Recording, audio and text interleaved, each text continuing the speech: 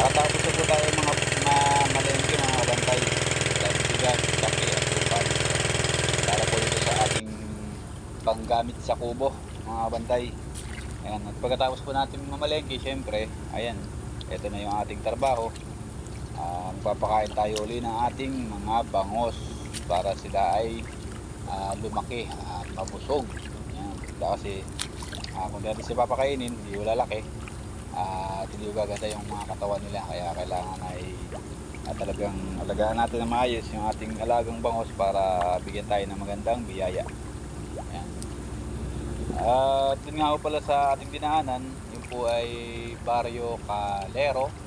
At yun po yung mga ginagawang diki. Kung nakikita nyo po yun sa ating vlog, hindi pa po tapos yun, ewan ko lang po ngayon kasi hindi na po tayo nadadaan doon.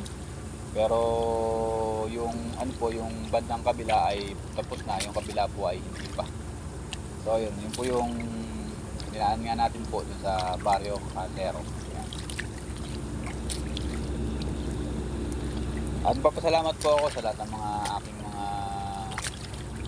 supporter, manonood na walang tawang nanonood sa vlog ko o meron man, no?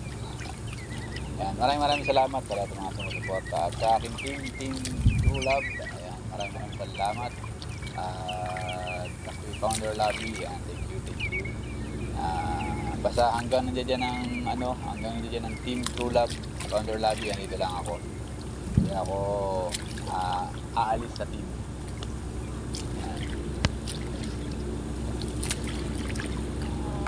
At sa lahat po ng aking mga ka-team, ayan, shoutout sa inyong lahat.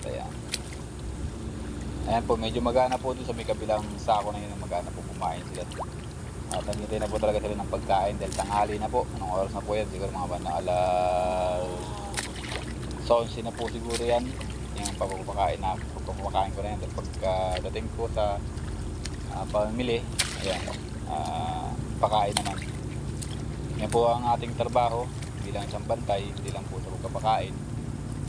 Tayo po ay bubukas ng prinsa, nagpapatubig, papatalon, bumobomba, lahat na ng trabaho dito sa Blasdaan. Gagampanan natin basta kaya natin. Tatambak, nagmamaso, lahat po. Basta kaya ng ating katawan, tatrabahoin natin. So ayan, panoorin nyo naman po yung aking pagpapakain. Maraming salamat po sa lahat. Yan. At lalo na pula sa aking pamilya na walang sawang sumusuporta sa aking vlog. Yan.